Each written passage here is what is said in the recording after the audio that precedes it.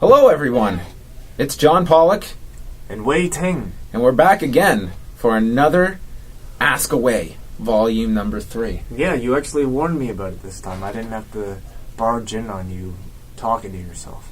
Now we had an interesting observation by somebody that thought that this was done in one of our bedrooms, but this is actually the Review A WAI studio here. Should we show people? Yeah, let's give everyone a bit of a look here.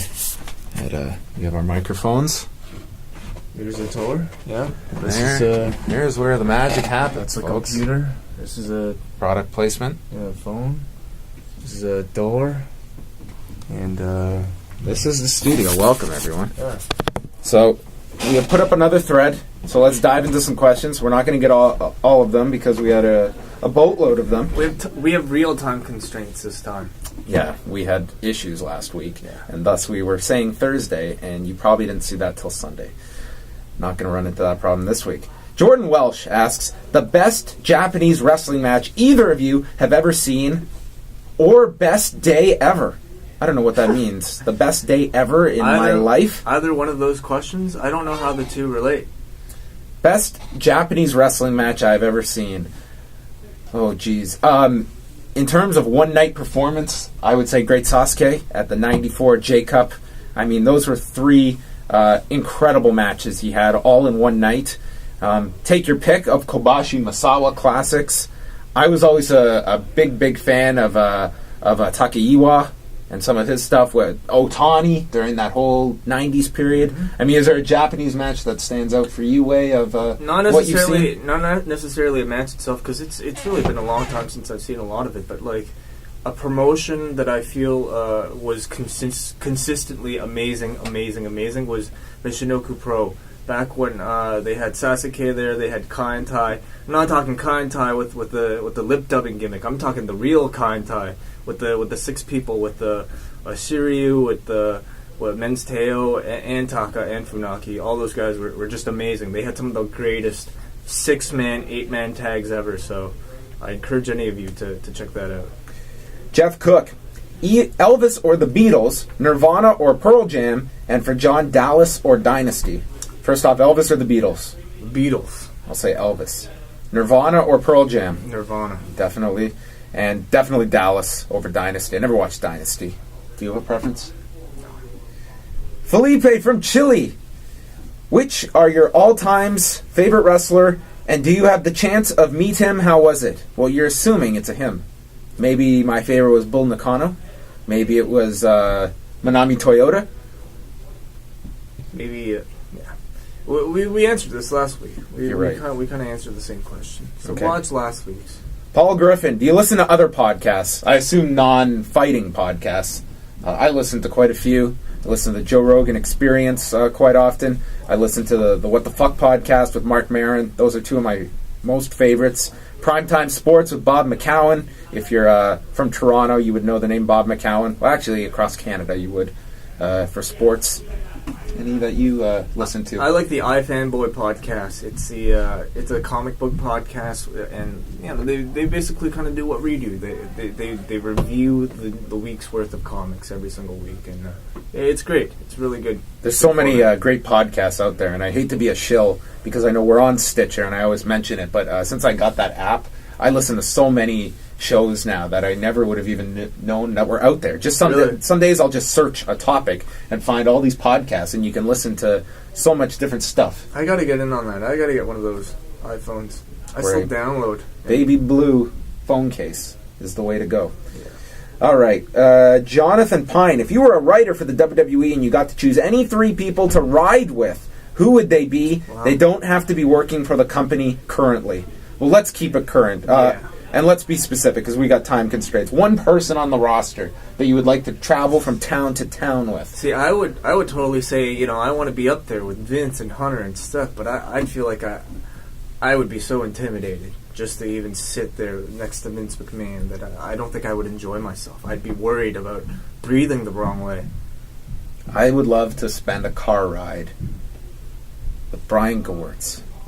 Really? Okay. That's not bad. You know how much stuff that guy... He has been working there for 12 years. Yeah. 12 years! Yeah. But again, like, that's another one of them. The guy probably has so much power, I wouldn't want to breathe on him the wrong way. Ahmad, but what are your guys' favorite TV shows from childhood? Well, a lot of you know I loved Mask, Mobile Armed Strike Command with a K. That was my show. I also loved Ghostbusters, the cartoon show. Actually, I had the cartoon show before. I mean, Ninja Turtles. I watched a lot of non-kids programs when I was like a little kid. Like 8 and 9, I watched Beverly Hills 90210. He said cartoon. No, he said children's TV shows. Well, that's not even a children's TV show. No, what were your guys' favorite television show from childhood? Oh, was the question. Well, I'm assuming he means children's TV shows. I watched Today's Special. I love that show. Yeah, I with remember you telling me Sam about that. Crenshaw and Jeff with the hat that would fall off and he'd become a mannequin. Well, in that case, then my favorite show was Full House. That's how I learned English. Full House. Yeah. Jeremy Got Christie. it, dude. Do you feel that having to analyze wrestling for work has taken away from you being able to enjoy the shows? That's a good question. Maybe sometimes, like, especially on an evening where, like, it's really, really late and I still have to watch TNA Impact and then do a review afterwards. No one's gonna ever enjoy something that they're being forced to watch. But I'd say overall, I've become a much bigger fan as a result of having to watch it so closely. And you know, I've been a lot more interested, actually, in wrestling in general because I've had to watch every single one and take notes. So it works both ways. I find I am more interested in it when I'm actively taking notes, and it's funny because typically for UFC shows in the past, I would always just kind of I would just watch them, and now with doing the post shows on TSN, is I'm more actively taking notes, and so last week when I watched the Fuel event, I was so bored. Just sitting there watching it, like I wanted to take notes and I wanted to write down stuff. I think I have some form of ADD because I need to be doing stuff while I'm watching. The idea of sitting on a couch and just watching, that's not enjoyable for You me. definitely have some form of ADD because you're probably the most impatient person that I know. Like, just to...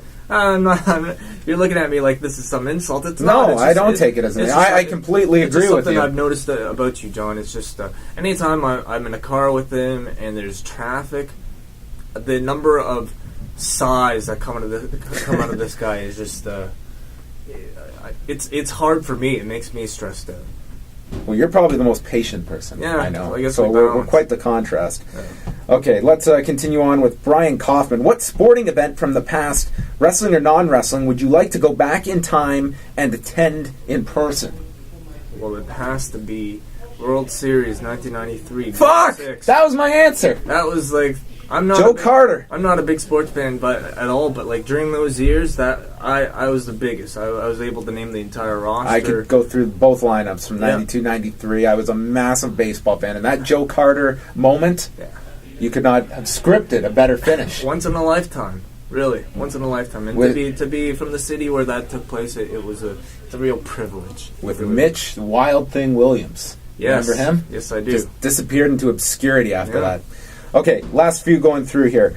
In terms of a fighting event that I wish I could have gone to, UFC 68, Randy Couture beating Tim Sylvia, which you went to. No, I didn't. Oh, you didn't go. That was not me. That was our other camera Damn. guy at the time. But that was, That was one of the great wrestling or non-wrestling, sports, non-sports moments I've ever... That would probably be one of my favorite moments as a fan of anything. Mm-hmm. It's just awesome. That was a good one. Did you have any pets growing up? Jonathan Pine asks. I had fish. I had Two fish fish. too, but they all died very quickly. One wasn't- died so quickly they replaced it because it died within 24 hours. I had tigerfish, Wow. and they died. And then I didn't want any more No, pets. I was not attached to these fish at all, so no. Last question is, Dandy Powers, what's your favorite MMA fight of all time? That's very hard to say. I mean, Couture and Sylvia would be up there for me. Yeah. Jens Pulver and BJ Penn from January 2002 was just an awesome fight, and it proved that lightweights could headline a UFC event, but fuck, man, there's so many. there's so many, and for me, like, I only really keep track of like what my recent memories. So like, I can really my favorite fight of last year was Maynard and Edgar, the second one. All right, thanks everybody for your questions. We're running out on time here, so we can put this up on YouTube, and we'll do this again sometime.